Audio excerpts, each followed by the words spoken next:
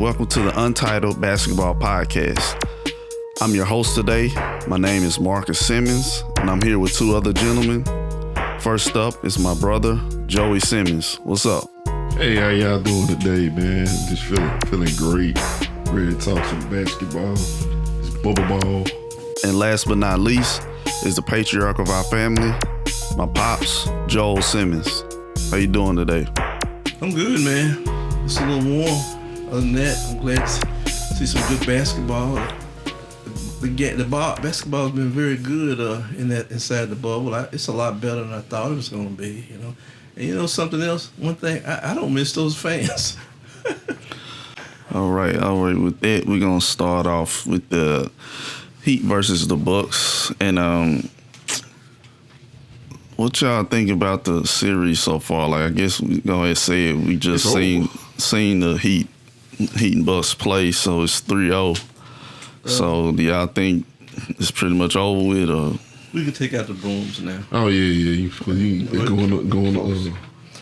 We can go ahead and take out the brooms and just clean this mess up. To me. The Bucks are being exposed a little bit. They're being, I think, basically what's happening. I think they're being out coached. To be honest with you, Coach Budenholzer, I just don't think he knows how to make in-game adjustment. I'm sure he's a good coach. But some coaches just don't have that ability to change gears, and my thought process is this: when you develop on a staff, you got to have guys on that staff that see trends that are happening during the game right at that moment, and they're able to say, hey man, coach, you know what? We need to change this. They were up in this last game. They were up pretty big, and then they just shut it down. I don't get it. Well, the plus two, I think, is it all goes back to how the Miami Heat runs their team. You know, Pat Riley's big on make sure the guys are in shape, or got like a certain amount of body fat. And I always heard about how the Heat runs their practices really hard and make sure the guys are in shape. And you could tell they team seems more energetic. It's like they up and down. They never look tired or frustrated like Milwaukee's players. Milwaukee players look like they just tired. Like it's like they kind of bewildered. And Miami is like a ball of energy, and they just can't stop them. I think I don't know. I don't think you can say something about that tired part. Now they done had 3 months off like everybody else, but. Yep. It's possible they could be fatigued, but it's like, man, Bud, he go 10 deep, and that's what a lot of pundits and stuff have been saying, that he should be playing most of his team. A lot of, his horses playing them the most. It's like he's still trying to do this equal opportunity type of, rotation. And in the playoffs, you need your best people out there. They said, I think tonight Giannis played like 28 minutes, but then Brook Lopez played more minutes, and that's unacceptable. Because I know he tweaked his ankle a little bit, but still, it's like when Miami went on their run, I think that's Giannis went and sat down. Then I thought like, okay, Bud probably gonna put him in. They cut it down to about 6. They were up by 11. Then they cut it down to 4. Giannis still sitting on the bench. And it's like, oh, well, it's down 2. He gonna definitely bring Giannis in. Nope. And then he waited till Miami had most of the momentum, and that was pretty much over with. They can't. Giannis not no great shooter, so all they do is just load up, and then if them other players ain't hitting no threes, like what you really expect to do? But they've been getting away with it the whole season, so I guess Bud's like, well, this is what got us here, but like you got to make adjustments, like you. Like you said, Dad, like it's the playoffs, and then you a disciple of Pop. Yeah. Pop known for making adjustments. He'll take people out after the first game. He'll change the lineup. Like we done seen this in history before. I saw Pop take out all the starters and put in a bunch of bench players for a second. Just to change the momentum. To get that. I think Milwaukee gets in a funk almost. It's like they'll get up and then they'll say, well, we up. And they don't know how to maintain that. Yeah. And the style of play is like they don't really have a style of play. You know, they take all these shots, these 3-point shots, and I know that's the trend of the NBA, but I'm an old school guy. I believe sometimes you got to take it down to the hole. Either you're gonna get fouled or you're gonna make that basket and one. But you just can't live. If you're going to live off of that 3-pointer, you're going to die by that 3-pointer also. But there's nothing wrong with a good mid-range jump shot. And that's what Milwaukee's going to have to do during the offseason. They're going to have to retool. There's some retooling to be done there. And the biggest thing I say, and I've been saying this the whole year, Milwaukee got to get some help at that guard position. I mean, I understand what they have, but, you know, you got to go. I want a guy that can go out there and get a shot. If I need a basket, I want somebody to go in and give me a basket. I think I don't know how it can happen, but I hope they can get Chris Paul because he the main one will put stuff in order. He wouldn't have to be relied on to score no 25 points and stuff. He can spread the floor. And he can put the field guard in them guys. Yeah, it's like they just, like Joel was saying, it's like they just running in mud almost. It's like we out here, but then Miami come in. Yeah. Everybody's flying all over the place. They playing loose. They're really loose. I mean, Jimmy's a good player, but you know what? I've seen Jimmy get exposed on sometimes. I think they're building. Jimmy's getting more confident every day. Yeah, and that's why I say it's time to get out the brooms. Yeah, because I always go back to that. Like Jimmy is a good player. He's a star player, but it's like people trying to put him on a level as LeBron and Kawhi and like KD. Like he's good, he's solid, but he's not at their tier level yet. And like the Bucks are just making him look better than he is. Or maybe I'm wrong. Maybe I just don't know. He's Mighty Mouse, but they turn him into Superman. Yeah, so I don't know. Like you said, so y'all think it's over with basically, pretty much. Oh yeah, it's a wrap. It's done. That's it. Yeah, I think. I don't want to go too far. I'm about to say the off season for them. You think they're gonna fire Bud? Or I think they are because just the reactionary way. You know, a lot of these teams have been rolling recently. Then you have all these. You got some pretty good candidates. Just free agent coaches out here. Well, but here's the thing. If I were running that team, I wouldn't fire Bud, but I would tell Bud, I'd have a meeting with him. I said, you know what? I said, Bud, you got to go hire you an offensive coach. That coach down in New Orleans. Oh yeah, that's what he would be perfect to come in and put some offense into him. You know, he was with Golden State when he got them jokers rolling. You got to have somebody who's on offensive man. Obviously, he just doesn't have it. He has some pieces on that team, but you know, you got to put Giannis in a better position offensively, and where they're nice when he doesn't have it. You got to go get another player, like I was speaking about. You got to get a shooter, and I tell you something else. They could use a wing player, also another wing player. You know, this other guy who's the number Middleton. 2 guy. Yeah, he just ain't. Yeah, to me he's a 3. You know, you bring a guy in there who's just a killer. I know you can't go out and just find a Durant anywhere. You know, you don't find those kind of guys available, but you got to get somebody who just doesn't basically have a conscience of shooting. Yeah, they just don't care. And they're gonna attack. That's what they need. Cause what's happening with Giannis? Giannis is working too doggone hard. It's like it's too much. It's too much motion, man. Somebody got to set him up where he can get some bags where he can get there quicker. Yeah. He's taking all these moves, and that's gonna tear him down in a few years. I mean, that can't go on forever. Yeah, he definitely needs somebody to like a Chris Paul or a playmaker, somebody that can set him up, throw him alleys, give him the ball in his favorite spots and everything. Because it's pretty much like Pops was saying, you just he just out there, you know, just dribbling around and trying to find holes in their defense, and he shouldn't have to do that. You know, he's working too hard. Mm-hmm. You got other guys.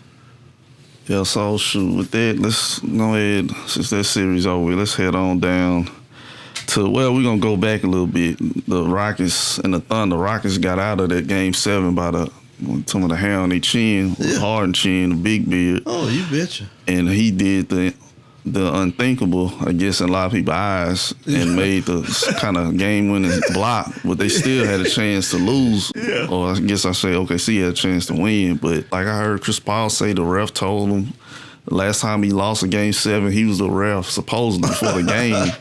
He told me, and that's probably part of it. But like they had plenty of chances to win that game. Oh, definitely. I mean, they had some turnovers down the stretch. Oh yeah. And that's why I never get caught up in this thing about they just lost by this number of points in the fourth quarter. You know, what about them layups you missed in that first quarter? I think all that counts. Even the free throws, guys sitting up there missing 2 and 3 free throws. You know, hit your free throws, guys. That's what you're getting paid to do. You know, and the Thunder, to me, are a team. They could use just a little retooling. I mean, I think what they need to do. You know, and I know I try to deconstruct these teams, but I'm not a general manager, so I don't know how these contracts set up. But like Adams, to me, Adams has run his course in Oklahoma City. I think he needs to change. I really do. I think he needs to change to another team. If you take a player like that, like Adams, you put him with a team like San Antonio, and a coach like Pop gonna find some work for him to do. I mean, you think about it.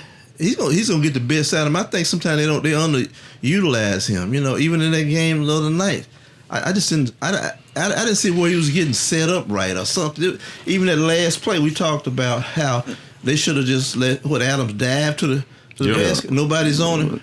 But the most people saying like his whole career, he just been a role guy. He's not really looking for offense. But you better start looking. I put more on this on like Chris Paul and their coach to or assistant coach to say, man, we can look for you for a lob. Like he didn't have to really make a decision. You just throw it at the rim. He dunked. They go to overtime and then see what happened. But I put more on this, and then some respect. Like I don't think he should have even been out there, really. He didn't set a screen. Right.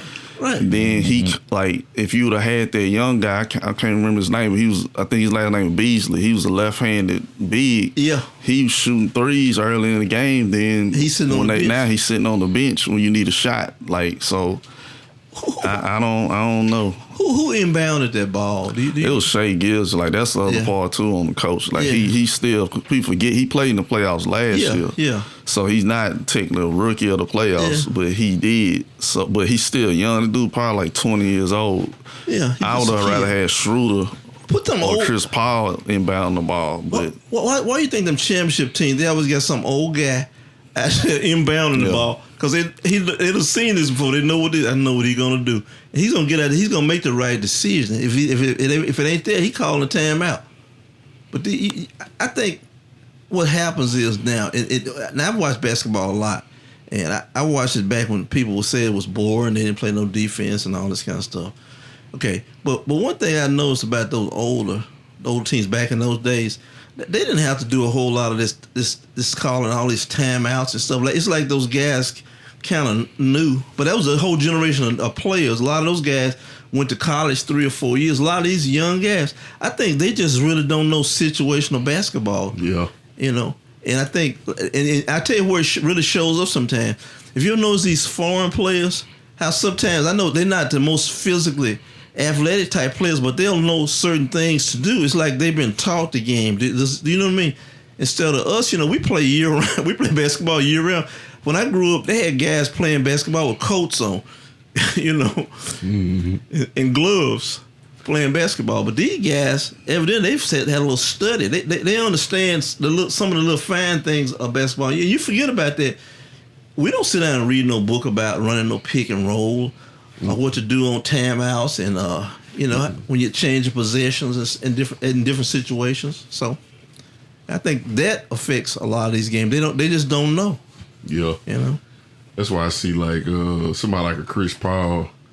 He'd be like a good person to have on your team because he like familiar, especially with him being a players president. Yeah. He familiar with all those rules and just little small stuff like that could probably affect the game. Well, I think who it is, Chris Paul. I think he went at Georgia Tech for 2 or 3 years, I think. And he kind of understands the game. He knows what situational basketball is. I'll give him that. Yeah, but he didn't do that last night. Yeah, I know. Here's the deal. I remember. I'm old enough to remember when the Knicks won a championship and when Phil Jackson was a player with the Knicks. You know who would take the ball out on those out of bound plays, or who would guard the out of bound play when the other team had the ball, and they had to guard from getting the ball in. You know who they put out there? They had Phil out there. Phil knew how to jump around and make it very difficult to get in there. Phil had them old tall shoulders, and he wasn't no great player by any stretch of the imagination. But Phil, he knew basketball, and they knew that okay, Phil can do this. He knows what to do and what to look out for. Same thing, like I was talking about that out of bounds play. There's certain players they know what they do. When they come out there, he already know what he gonna do. He's not gonna throw that ball away. He's looking for when they sit over there and talk, he knows what he's looking for. But the other night when OKC was out there, I don't know what they were doing. It just looked like a wreck game almost toward the end. And let it just kind of just slip away from them. Well, I guess it's over with now. So I want to know if, since the next series, I guess the winner of it was the Rockets. I guess you got to give them their credit. They won. Yeah. So definitely. We head on to the Lakers versus Rockets series. Like, who y'all think has the upper hand? You think the Lakers have? They've been off for about 5 days now. And then the Rockets, they just coming off of Game 7, emotional win, figuring stuff out. Like, what do y'all think? Who has the upper hand in this series? I don't know. Like, in the past, I'd have seen teams, they had these long layoffs. In the Game 1, they come in and they think they just can turn it on or it's just going to happen. And that team who just came off an emotional win or a tough series, they come in there and throttle them. Just like, hey, look back. Matter of fact, let's go back a few years back to when the 76ers played Shaq and Kobe's Lakers. Remember, the Lakers were off for what? Almost that was off 2 weeks. 2 almost weeks. a month. They showed like Rick Fox, he was canoeing in the ocean. They showed that was more than 2 years ago. It's been a bunch. 10 or 12. Yeah, about 10 or 12. Rick Fox was 15 years like ago. a grandpa. Yeah. Old. Yeah, he ain't pretty Ricky no more. He ain't pretty Ricky no more. Days gone, man. But yeah, they was having, like they was taking their days off, taking rest, and the 76ers was just, they was coming out of series where they were fighting for their lives. Like I think it was the Raptors, I believe. Yeah, it went to 7. Yeah, and him and Vince Carter, Allen Iverson, they was just going at it, and that was a long series, and they had to go into the finals and play probably play the best team in basketball, and so they Game 1. Mm-hmm. The Lakers, they just thought since they ran over the Western Conference, they was just gonna come in and run over the 76ers. We all know, eventually they did run over them after Game 1. But in Game 1, the 76ers, they play. Hey, they were like, okay, y'all taking this for a joke.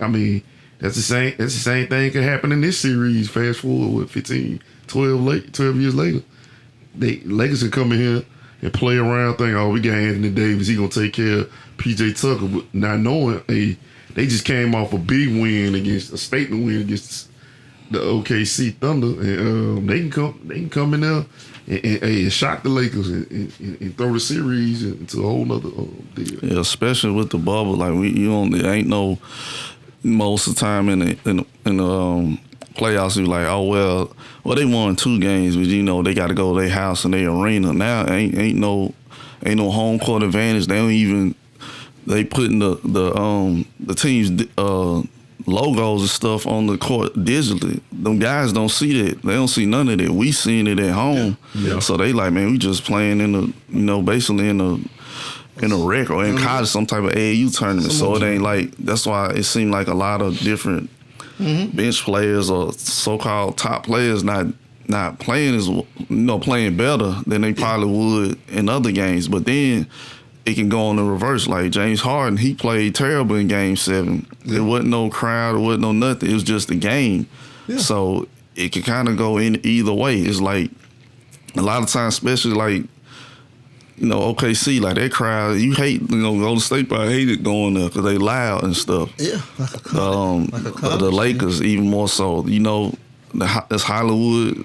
The refs, I don't care what they say, they do take into account fans and the pressure. Yeah. So it's like But like Joel was saying, if the Rockets pull off a game 1 victory, that's just gonna give them more confidence, saying like we not scared of them. We had a dog fight in the first round. Yep. Lakers kind of cakewalked after really their first game. So you like anything can happen. You just don't want to fool around, take stuff for granted. Like, oh well, we go back home. We gonna be in our arena. We gonna be in our beds. You not. So you gotta win when you got the chance to, and that's all it takes. Just one game to sway a series. I've never seen a game. I mean, it's so unusual in a way that the players really sort of have to get themselves motivated in that thing per se. You know, like you said, there's no physical crowd there to get them emotionally hyped up for the game. But a lot of these players are so talented. I mean, you know, they got this thing. They want to beat each other. They really want to win this. This is a way to say, you know what, we could win this thing very easily. I don't think there's any team that's got any really super edge. But I mean, you know, if I just had to pick a team, I would pick the Lakers. I mean, I'm just gonna say I would pick talent. the Lakers. But talent wise, they got LeBron and they got AD, and we've seen AD play, and we seen AD and LeBron play, and when person. In person, yeah. And when they get it going, I mean, I'm sorry, AD a bad boy, but you know, you never know how this thing is gonna work out. But like I said, Houston coming in there, you know, in a big way, they're really saying, okay, well, we really don't have nothing to lose. Basically, I mean, you know, they've already picked the Lakers and also the Clippers to be in the Western Conference Finals. Houston trying to come in there and be the spoiler, which I like. I like having that role also. If I were them, I would.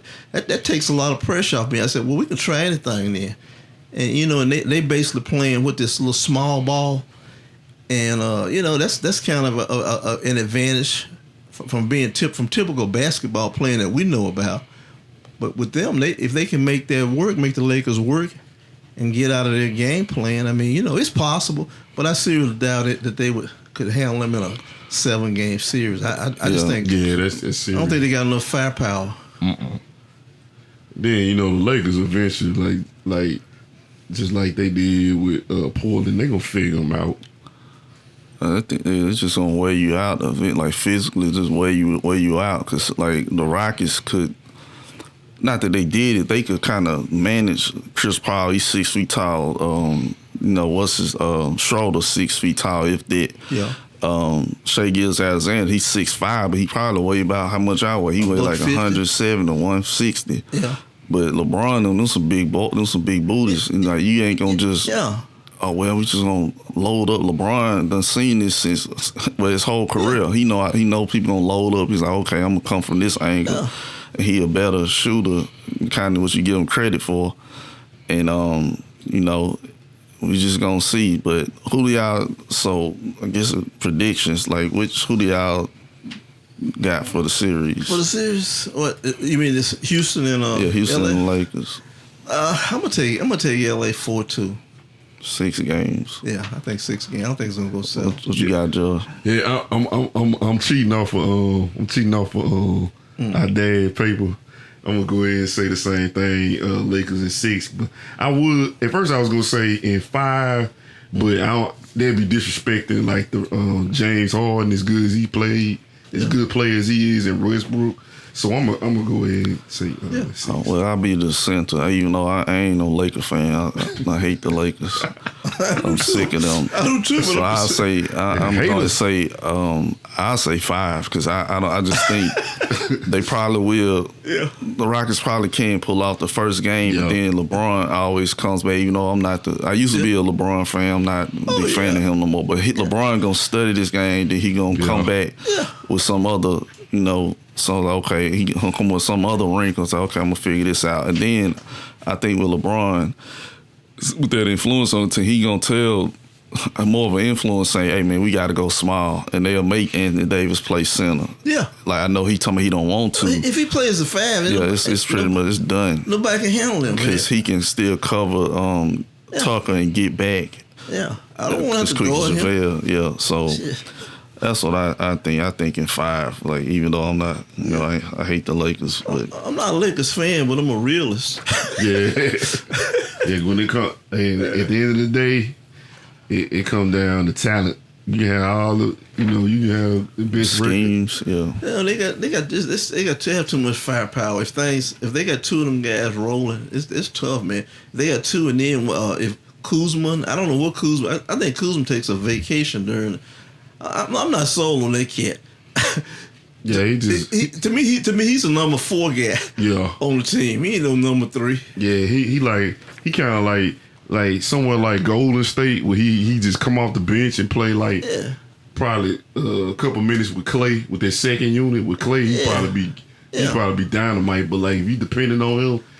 Like every night, like he the third option. They ain't his game. No, he a talented player, but he ain't like somebody like, hey, we need him to win games. Nah. They need some consistency, and that thing. I think I don't know. And this year, if that team stays together, I think that Laker team that they have now, they're gonna make some more changes on there because they got some players on there that's. I'm not saying they're not carrying their weight, but I mean they just passed what you would call their basic prime on a lot of things that they can't do. There's some other guys around the league that could help them, but it's going to have to be some players that are basically on the I ain't gonna say downside of their careers, but you're not gonna get those top of the line players that fill out that bench. But they could use the Lakers could use some help at the guard position too. I don't care what they say. I mean, to me, I look at when I see LeBron with the ball. It's something. I don't know. It just seems like that's too much work for him. Even like you get somebody, then let LeBron get into the offense. I don't understand that. It's like but anyway, I guess they feel like he's such an imposing. I guess they feel like he's such an imposing. LeBron's a big guy, and he put pressure on the team, other teams' guards who probably like 6 feet, probably 100 and some pounds. Then you got this big 6'9", 280, 279 point guard. But I feel like at this point in his career, somebody else need to be handling the ball. If he want to handle the ball late, fine. But majority of the game, he shouldn't have the ball. Like he shouldn't be setting people up and trying to be like the main scorer. I know he old in NBA years, but he technically he is old. So. The right coach will make him pay for that. Having LeBron, right coach, he'll figure it out. He'll say, okay, you got to run here. We're gonna do it. We're going in this door then. Uh-huh. So I mean, it's a lot. It's a lot of. There are a few, but some of them out of the player like Pop and them will figure out something, and some of these other coaches. But some of these guys now, I'm sorry, I know we're getting off the track a little bit, but some of these coaches, some of these decisions they make. I mean, I sit at home and I just figure. I said, what are they doing? But what I know, like I said. Yeah, so saying all that, I guess, well, we're going to see. We're going to see how it goes. You never know. Like, we thought the Bucks, it been a tight series, and that's about to be over with. So, it's heading to the next, get back to the East Coast. It's Celtics versus Raptors. Like, OG Anunoby, he should probably eat free in Toronto for the rest of the year because he saved their career. Because if they went down 3-0, that was a wrap. Like the way they were going, the way they were rolling, like they making Toronto look. They don't look as bad as the Bucks, but the Celtics kind of negate a lot of their defense and what's his name? Not OG. Siakam was playing real bad. Like he's kind of getting a pass somewhat. But hell, last year against Golden State, he missed nothing. Yeah, he getting layups, threes, and ones. But I guess it just depends on the matchup. So what y'all think about this series now? It's 2-1. Yeah, that's like this remind me. I know it's a crazy analogy. Yeah, I remember when y'all probably remember this in the WNBA finals that time when New York Liberty, they was about to get swept. Then Coop, she hit that half court shot. Yeah, basically just kept it going. Weatherspoon. Weatherspoon. Yeah, Spoon. Yeah, tech play. She basically put him out. She basically stalled. Gave him a stay at execution. That's what I feel like that was a stay at execution. Yeah. It's like the Celtics done figured they figured out, what who needs to do what, and Kimball And Kimball, he just a breath of fresh air at the point guard. That no look pass that he did in the crunch time. Yeah, that was beautiful. That's the kind of stuff. To me, that's what separates them. That's what separates them from the makes them one of the best teams. Yeah, he doesn't have to do everything. Yeah, they got some other guys that can score. That other guard, what's his name? From Oklahoma State. He played at Oklahoma State. you talking about Marcus Smart? Yeah, Marcus Smart's been playing. He's had a good run here, and it's taking a lot of heat off him. Mm-hmm. And they've been getting some extra points from a lot of other sources. It's one of those kind of deals, you know. Yeah. And what's happening too with the Celtics?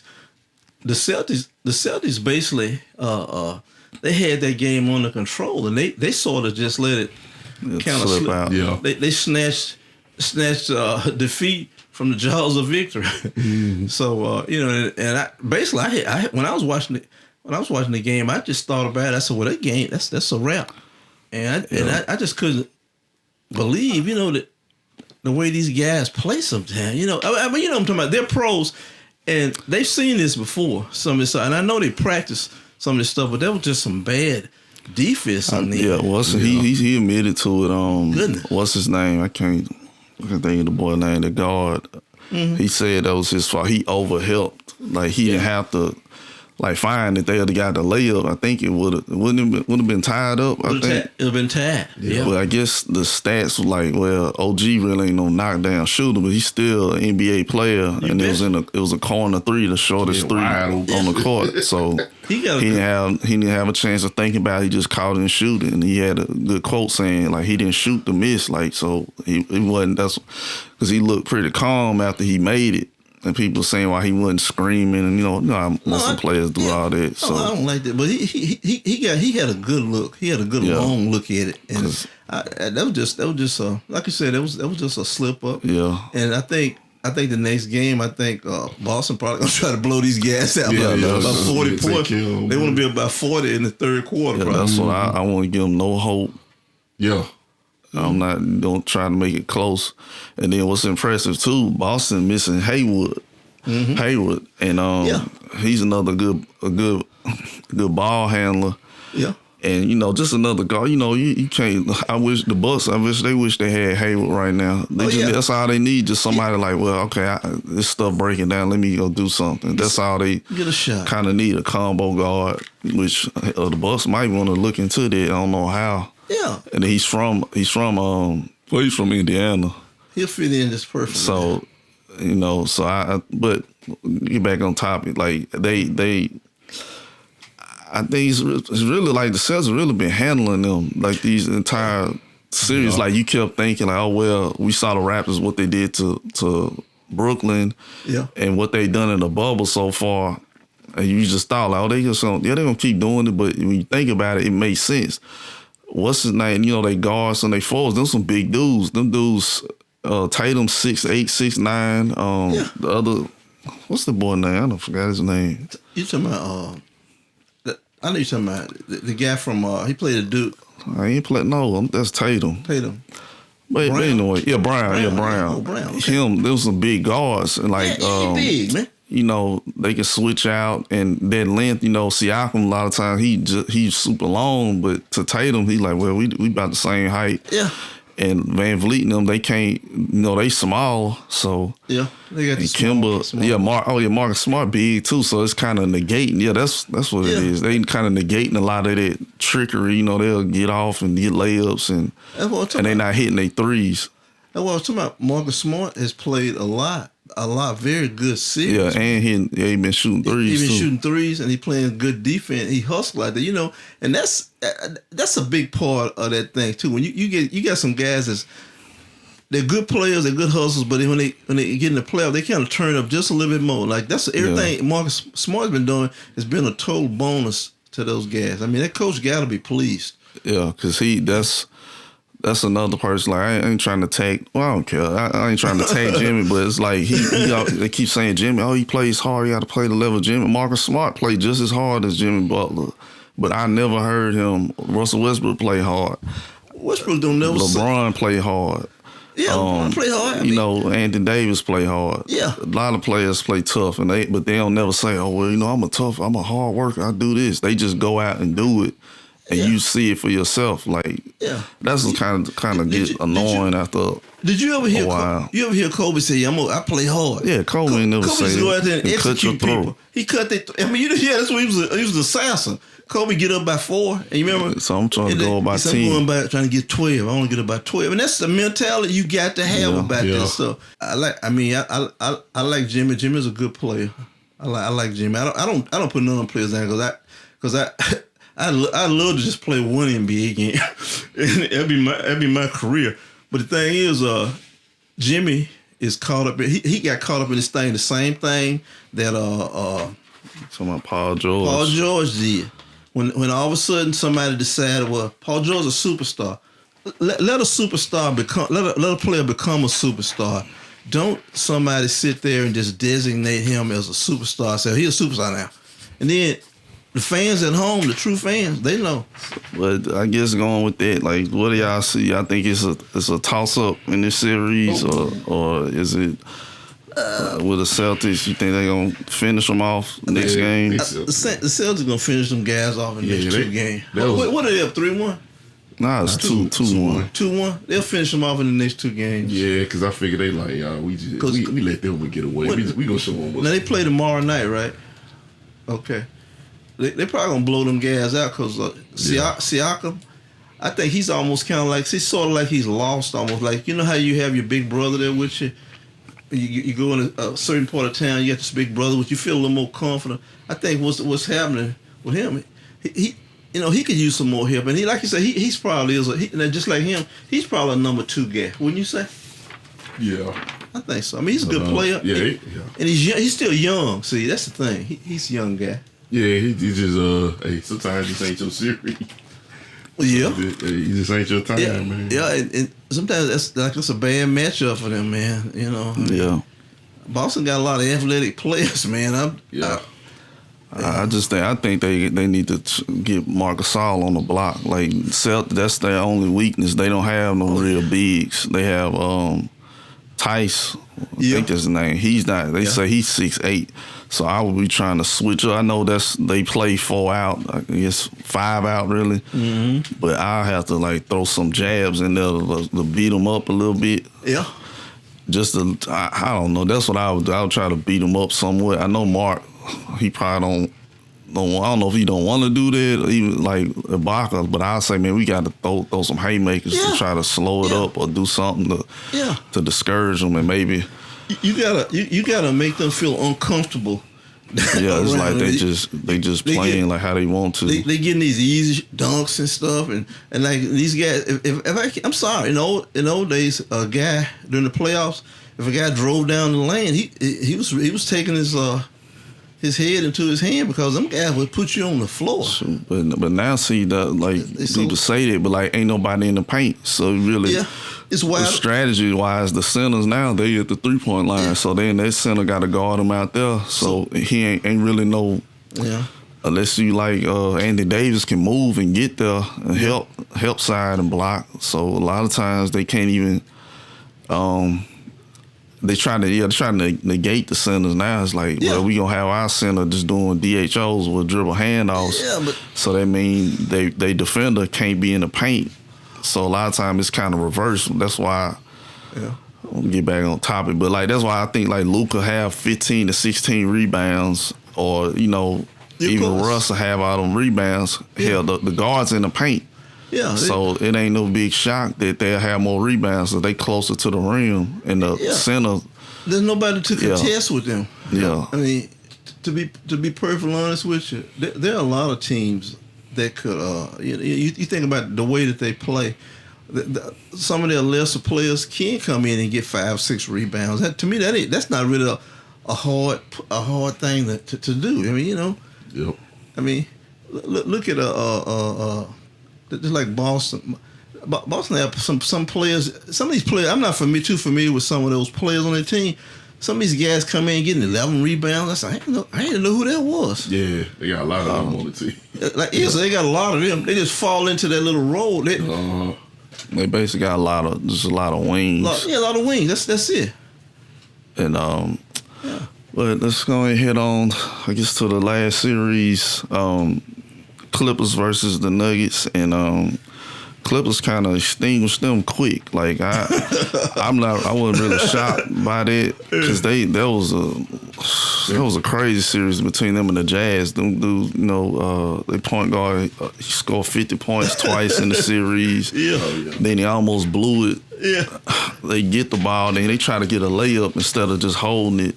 Yeah. And then the Jazz get a chance to win the series. So you bet. And then they got a day off. I think one day off, and then they had to play the Clippers. So I was like, oh, they not going to. Yeah. And that's exactly what they look like. It's just like they look terrible. Running mud.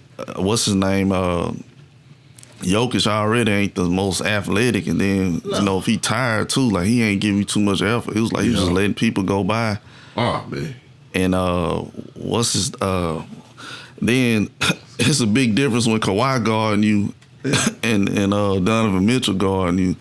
Oh yeah. So that's a hell of a change. So he didn't have too much of a good go with it. And then too, I'm gonna tell you something. Kawhi looked like he was just out there. He came to eat. Yeah, he was just like he wasn't fooling. He wasn't fooling around. He just precise, mid range. Yeah, and we always talk about this about these players. These players developing this a mid range game. I mean, that sounds old. That sounds like 1970s, 1980s. But just a mid range game where you go in and get a basket, and you play hard, and you go ahead and get some points. Yeah, I don't like these teams that just like okay, they'll come down. And they're looking for something. They shoot a three just cause. Just cause. You know what I'm talking about? It's got to be some reason behind what you're doing. They just saying, I guess the analytic community saying, you taking the contested three is still a higher percentage than you taking a wide open mid range. But I'm like, this not NBA 2K. No. It's still a game. And then they act like the other team know this too. So you think they gonna just let you shoot threes, and then they know, he gonna reset and try to shoot another three. So that's why a lot of times now they do a pump fake and they'll do a jump step to the left or right. Then the player know that they can get right back. Like, okay, he finna do that. He not gonna go to the basket. That's why it looks so crazy. Yeah. When people actually go to the basket, it's like something wrong. I was like, they can actually go to the basket. I don't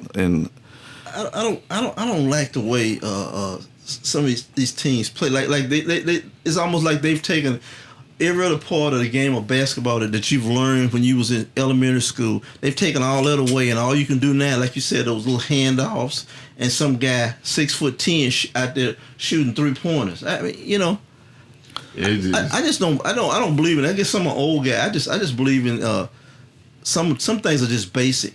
And how about getting a player just like like the Nuggets? We talking about the Nuggets. The Nuggets could use a player. I know they got Jokic, but they could use a player that could go down on the block. In the old days, they had people like that. Yeah, he can do it. It's like, I guess do it. They might be the same way that they'll try stuff out. Then I guess they like, well, the hell with it. We it's over with, so we ain't gonna try to. It's kind of like what they say. It's kind of like how they say they been saying the past couple of years. What Kyle heard specifically been saying. It's a guard-driven league. It's like a lot of these coaches, they coaching to the trends. Like it's a guard, it's all about the guards. I might draw up some for Jokic or some. I might put them on the block, but most of the time, we're just jacking up three. So it's the mentality of the coach. Everybody's caught up in this thing. Yeah. You gotta shoot threes. Yeah, because they saying like you can't get back in the game if they make 10 threes and then you try to answer back with 10 twos. Just mathematically, it's not gonna add up. But it's only gonna be and ones, But if you they don't. I don't know. That's they read. That's especially like the Rockets and the Nuggets basically the same way. Like they basically just shoot threes, and Jokic might get a layup every now and then, or Grant. He might get a dunk or stuff like that. Well, how about this here? How about if I go in there and check on this in there? Man, what if I go in there and I play some old school basketball? I got that center hanging around the center. I got a power forward, and I play some of that. I'm not saying the whole game. What if I come out there and to mix things up? Some of them guys, I don't think they could play against that kind of a offense. They wouldn't know what to do. What if they got a big man down in the center? He's physically playing down. They feeding him. He getting a lot of looks and stuff. How would they handle it? That make them adjust. Yeah, because a lot of power forwards today are small forwards, basically. Yeah, I mean, you got like you might see Carmelo playing like power forward, but he ain't like no power. You put a big center. Carmelo can't do nothing with no guy, no 6'10", 6'11". Even with Houston, how they got PJ Tucker playing the 5. Yeah. What type of adjustments y'all think the Nuggets can do? Like this game was a blowout, but I think they can. They changed their lineup. They put they put their lead guard at 2, and they had a Horace Grant nephew play the 3, and Millsap was at the 4. But I think they might have to sit Millsap down and put in that rookie. What's that rookie? His damn name. I know you're talking about. They might need to insert him back into the lineup to get some more little punch out there. Yeah. In my opinion, I don't think it's nothing. They can try that, but to me, I just think the Clippers just match up better with them, and they basically built to take out like a guard every team. Like you got Kawhi, you got Paul George and Pat Beverly. They probably the best wing defenders in the league, and you got them all on one team, know, and it seems like they all 100%. I ain't gonna say 100% healthy. It seems like they healthy right now, and I think that guard heavy, I'm gonna shoot threes stuff that plays right into what the Clippers' defensive scheme is, and that's why I don't think they ain't got a shot. Well, I'll tell you one thing that will help the Nuggets. Like they probably at home now, sleep, get some rest, and kind of okay, well, and just shake this game off, and then in their minds perceived the next game as being number 1, because I think they can play better. Yeah, that shooting was just kind of atrocious, man. I just couldn't believe it. Looks. They went down a lot and didn't get any baskets. It was kind of pathetic, in a lot of ways, And I don't think they're gonna play that bad in 2 straight games. I think what's going to happen, I think it's going to be a lot closer game. Yeah. But I still, in the long run, I still anticipate the Clips winning, because I think Doc, and I think Doc's kind of doing it now. They keep rolling all these. Some of these guys I done forgot about that was on. They haven't even played that boy. What was he? Not Jokic, but what's his name that played with the? It's on Joakim Noah. Joakim Noah. They don't need him out there. But they don't need. Yeah, I know that. But I'm just saying they got a lot of. They probably gonna pull them out of the freezer. Probably if they get the Lakers, they probably hit LeBron in the head or something like that. Yeah. You gonna need somebody to do some old school stuff. But I just think Michael Porter. I think he might need to start. Yeah. Well, hell, I'll throw Bowl out there too. The way they look, like throw him out there. He kind of nimble for big man his size. No, but that's what I forgot about him. You know what? I like that boy. I think he needs to start eating a little bit, Yeah. But what I'm talking about, I like his moves. He got some nice little moves for somebody that big and tall. Yeah, and he shoot through. And he shoot. He can pass. He's a good passer. Yeah, I was impressed with his pass. That's the kind of stuff that Pat Riley and them used to do. They go there and steal a pass. Well, we'll give y'all this guy, and then have that guy sitting over there for a year and teaching him the game, because evidently he still got some growing to do. Basketball skill wise. Oh, yeah. He need to go somewhere where he can get with a coach that know how to kind of bring these guys along. And he ain't really got to make no big contribution right now. That'd be a steal. And then ain't that a little bit of saving grace. They got Gary Harris back. He was their lead shooting guard this year. He pretty much out the whole bubble. He came back these last 2 games. He played good defense on Mitchell for that last possession too. So that might help them. Probably putting them back in the star lineup or giving them more minutes. Oh yeah. So I guess we'll kind of see how it goes. But I guess what y'all think? So y'all think Clippers that series pretty much over? How many games y'all think is gonna go? Yeah, I say 5. I say 5 because I think what's happening, Marcus, is this: Doc getting that bench rotation thing kind of going now. Like them guys know when they gonna come in and do stuff. And that guy, that center who was what's his name? Red. Yeah, he was out of the bubble for a while. You know, he had a death in his family. Yeah. He's getting his legs up under him because Doc and them kept him in so he could kind of get some get some rhythm. Yeah, get some rhythm. That's all what he needs. And then this other old boy that they got from the Lakers, that old big center, Zubac. Yeah. I don't know why they gave Magic. That was Magic process. I'll show y'all. But see, he's the kind of old player. Y'all heard me talk about building a team. Like you got to have somebody who'll do certain things for you. Mm-hmm. Just like somebody may need to get elbowed in the ribs or something.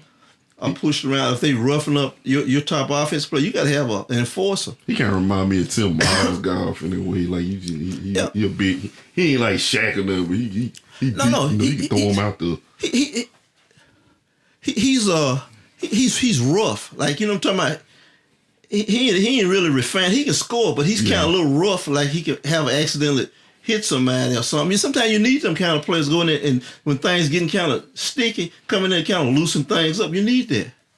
And that's what Doc do. Doc put him in there for that, I guarantee you. So sure, with that, let's end our, I guess, a little preview of the second round. Heading towards the way stuff looking. We might be in the Heat and Bucks. Might be heading on to the Eastern Conference Finals.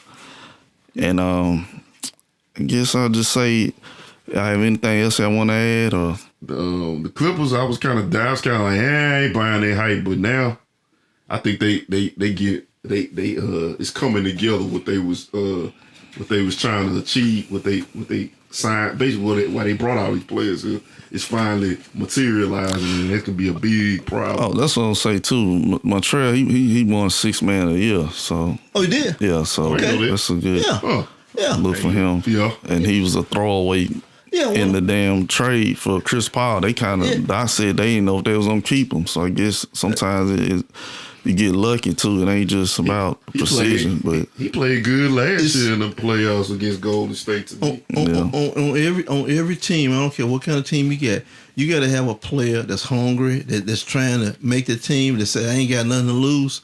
You got to have them kind of players.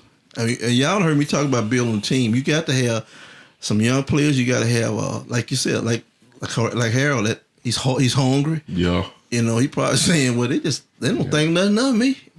Basically, he's just a throw-in. Add on.